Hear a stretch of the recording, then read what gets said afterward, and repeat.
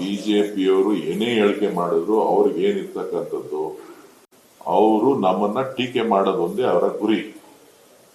ಇವರು ಅವರ ತತ್ವ ಸಿದ್ಧಾಂತಗಳನ್ನ ಗಾಳಿಗೆ ತೂರಿ ಬೇರೆಯವ್ರ ಬಗ್ಗೆ ಮಾತನಾಡುವಂತ ಅವಶ್ಯಕತೆ ಇಲ್ಲ.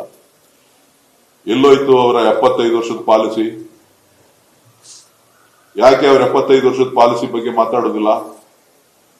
ಇವತ್ತು ಯಡಿಯೂರಪ್ಪನವರು ಮುಖ್ಯಮಂತ್ರಿ ಆಗಿದ್ದಂತ ಸಂದರ್ಭದಲ್ಲಿ 75 ವರ್ಷದ ಪಾಲಿಸಿ ಬಗ್ಗೆ ಮಾತನಾಡಿ ಸಾಕಷ್ಟು ಚರ್ಚೆಗಳನ್ನ ರಾಜ್ಯದ ಜನರ ಮುಂದೆ ಇಟ್ರಲ್ಲ.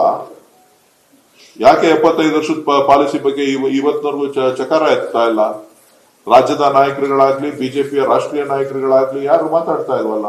ಅವರವರ ಅನುಕೂಲಕ್ಕೆ ತಕ್ಕಂತ ರಾಜಕಾರಣ ಮಾಡ್ತಕ್ಕಂಥದ್ದು, ಜೊತೆಗೆ ಅವರಿಗೆ ಬೇಕಾದಾಗ ಏನ್ ಬೇಕೋ ಮಾಡ್ತಕ್ಕಂಥದ್ದು, ಜನರನ್ನ ಕೆರಳಿಸ್ತಕ್ಕಂಥದ್ದು ಭಾರತೀಯ ಜನತಾ ಪಕ್ಷದವರ ಅಜೆಂಡಾ. ಜನರಿಗೆ ರಾಜ್ಯದ ಹಿತದೃಷ್ಟಿ ಆಗ್ಲಿ, ರಾಷ್ಟ್ರದ ಹಿತದೃಷ್ಟಿ ಆಗ್ಲಿ ಇಲ್ಲದೆ ಇರ್ತಕ್ಕಂಥ ಒಂದು ಪಕ್ಷ. ಹಾಗಾಗಿ ನಾವು ಅವ್ರ ಬಗ್ಗೆ ಮಾತನಾಡುವಂತದ್ರಲ್ಲಿ ಅರ್ಥ ಇಲ್ಲ. ಅವ್ರು ಏನ್ ಬೇಕೋ ಅವ್ರ ಅನುಕೂಲಕ್ಕೆ ಅವರು ಹೇಳ್ತಾ ಇದ್ದಾರೆ.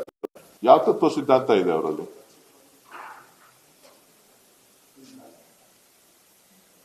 ಸೊ ನಮಗೆ ನಮ್ಮ ಪಕ್ಷ ಒಂದು ಮೊದಲಿಂದನೂ ಕೂಡ ಒಂದು ಗುರಿಯನ್ನ ಇಟ್ಕೊಂಡು, ಒಂದು ಉದ್ದೇಶಗಳನ್ನ ಇಟ್ಕೊಂಡು ರಾಜ್ಯದ ಜನ ಇವತ್ತು 136, 140 ಸ್ಥಾನಗಳನ್ನ ಕೊಟ್ಟಿದ್ದಾರೆ.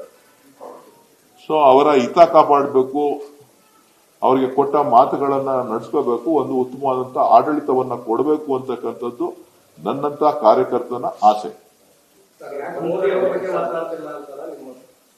ಅದನ್ನ ನೀವೇ ಊಹಿಸ್ಕೋಬೇಕು, ನಾನು ಹೇಳಕ್ ಆಗೋದಿಲ್ಲ.